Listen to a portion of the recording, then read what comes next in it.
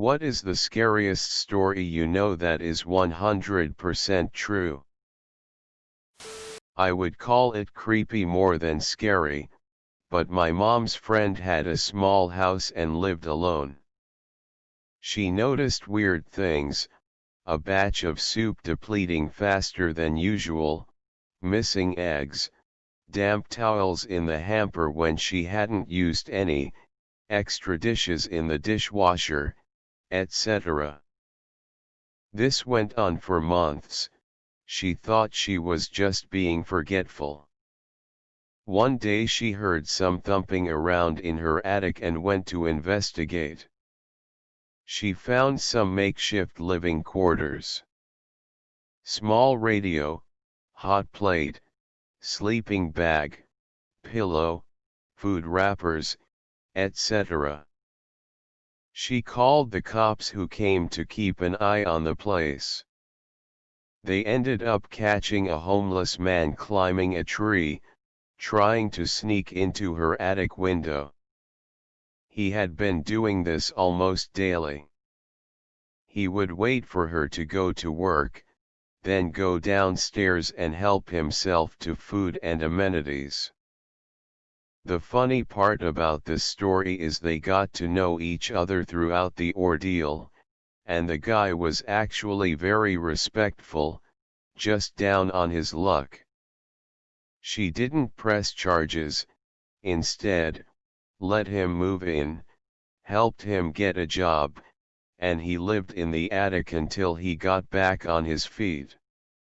Creepy shit with a happy ending. My mom was driving, and a guy ran out in the road, so she stopped so she couldn't hit him. It was nighttime, so it was pretty dark out, and 3 other men emerged from the forest around, all trying to use the door handles of her car to get in. She locked them luckily, and gassed it to the nearest town.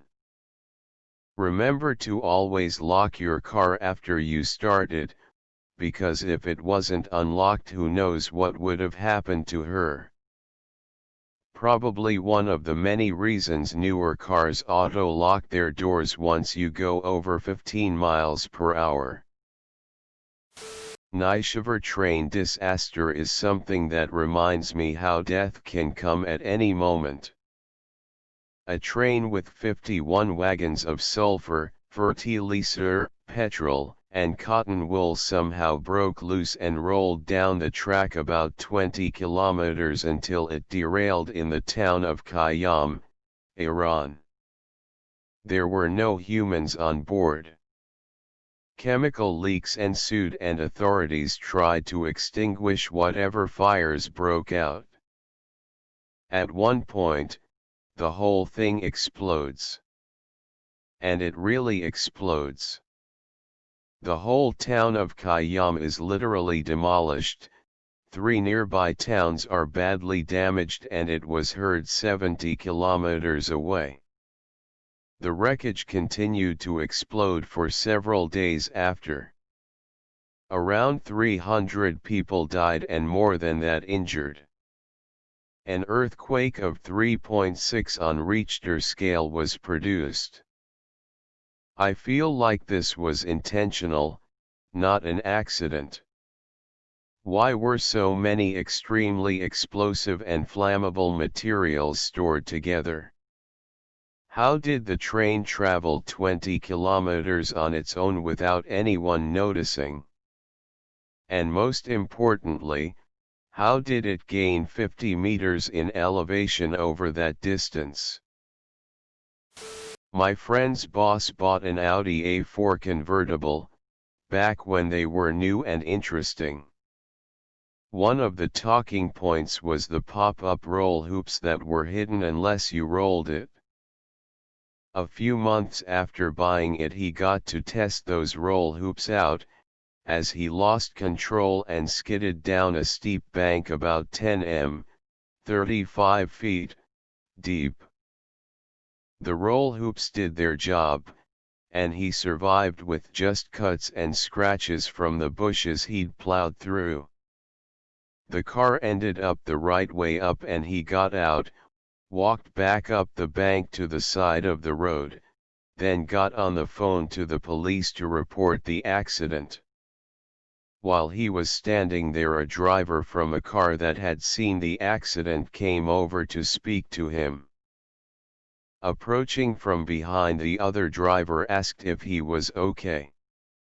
My friend's boss turned around to reply and dropped dead. His neck had been fractured, but was in one piece right up until he turned his head, when it severed his spinal cord. Before my dad died, he once told me a story from when he was in Vietnam in the 1960s. He told me about a mission where he and one other American with 5 CIDG strikers, South Vietnamese villagers turned fighters, were tasked to emplace seismic ground sensors along a trail network deep in the jungle. He said they were about 2 days into the mission when he and 2 of the strikers split off from the main group to go watch a nearby trail intersection. He said the jungle was pretty quiet that day, just the sounds of birds and bugs and an occasional monkey. He said they had been watching the trail intersection for about 3 or 4 hours and were deciding on whether to move further down the trail or to turn back and link up with the rest of the patrol. Before leaving the cover of the brush, my dad said he checked the trail ahead of them one last time and prepared his men to move. Now here is where the story gets interesting, and he told this part with absolute dead seriousness. He said just as he started to step out onto the trail, he sees a light-skinned black Union cavalry soldier in full battle gear laying alongside the trail just shy of the intersection. My dad said the Union soldier had 2 pistols, a Spencer rifle and a short curved club at his hip. As my dad was trying to process what he was seeing, the soldier looked directly at him and smiled. Then the soldier slowly placed a finger up to his lips as if to tell him to be silent, and then motioned my dad back off the trail. My dad said he signaled for his men to remain hidden, and he recalled that as he slipped back into the jungle on one side of the trail, the Union soldier did the same on his side of the trail. Less than 10 seconds later, he said the lead element of a group of NVA, North Vietnamese Army soldiers, walked right through the trail intersection some 30 feet away. My dad estimated that the group was comprised of some 70 to 80 soldiers equipped with automatic rifles, light machine guns and rocket-propelled grenade launchers. He has no doubt that his entire team would have been wiped out on the spot. He said as soon as the enemy soldiers had passed, he and his team beat feet out of there as fast and as quietly as they could and rejoined with the rest of the patrol. He reported the enemy soldiers his team had encountered, but decided not to say anything about the soldier he had seen. My dad kept this secret for many years, only telling me just before he passed, and earlier only telling his grandmother on her deathbed in the 1970s.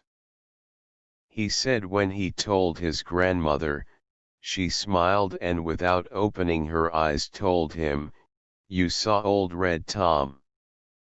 Red Tom was my great-great-grandfather. He was a half-black/half Creek free man who was a scout for the Union Army during the Civil War and later served with the U.S. Cavalry in the American West.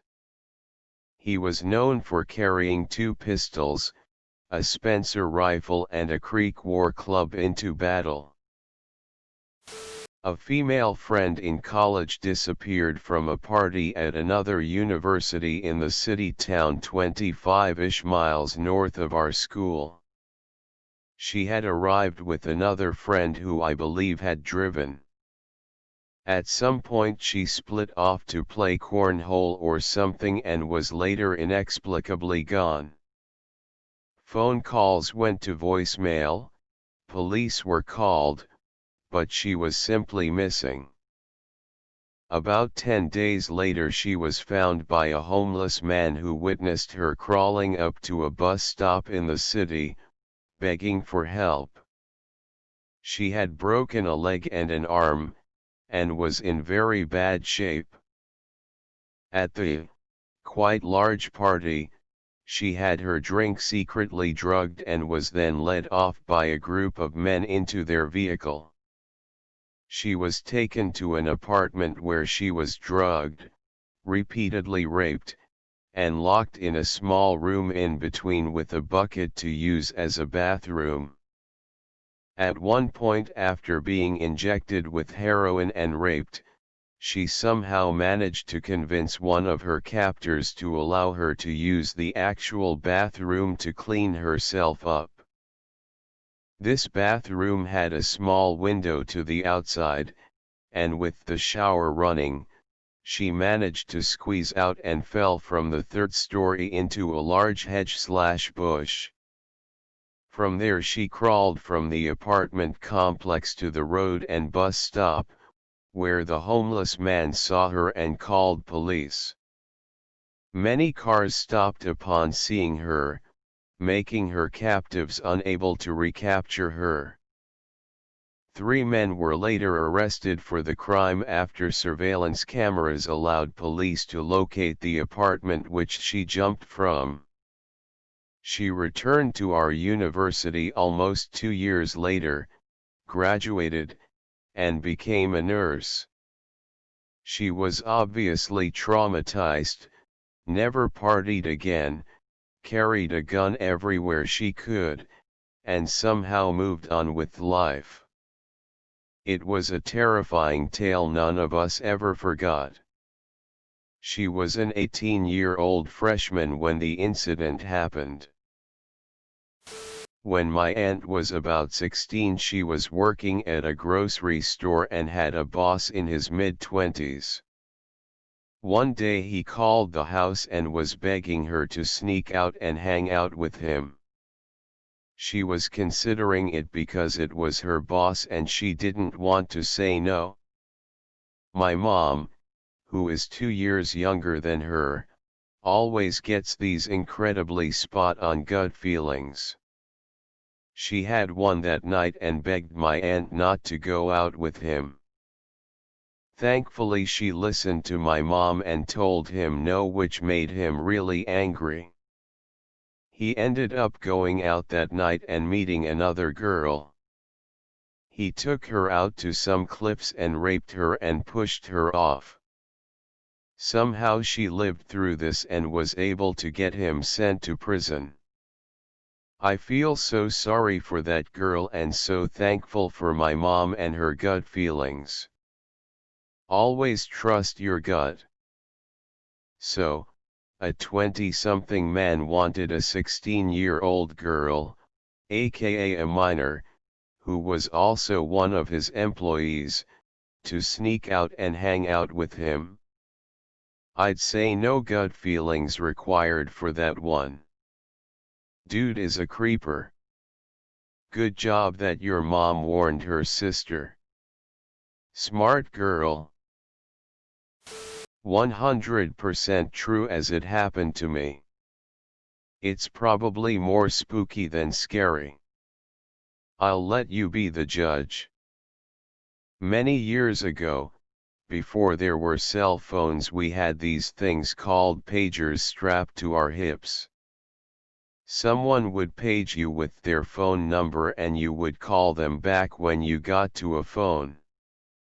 As an on-call technician working in the audio-visual field, my pager would go off all the freaking time. Like most people who used pagers, our clients knew that if you followed up your number with a 911, that would indicate to the technician to stop what they were doing and call right away. Although I was always busy, I rarely if ever got 911s. One afternoon traveling from Orlando to St. Petersburg via Interstate 4, my pager goes off with a number I don't recognize, followed by the 911. I find the first exit, and pull into a little truck stop looking place outside of Plant City, to use the payphone. This takes maybe 3 minutes tops. I walk in, ask for some change and head to the wall where there are 4 payphones to choose from. I pop my quarter in and dial the number displayed on my trusty pager. It rings. And rings. And rings. And rings. I'm thinking to myself, WTF? Who would page me with a 911 and not answer their phone? It's just about then that I notice another ringing sound in addition to the one in my ear. I pull the handset from my ear and 2 phones over on the wall. Another payphone is ringing, but with an incoming call. I hang up the handset and the ringing stops on the other phone.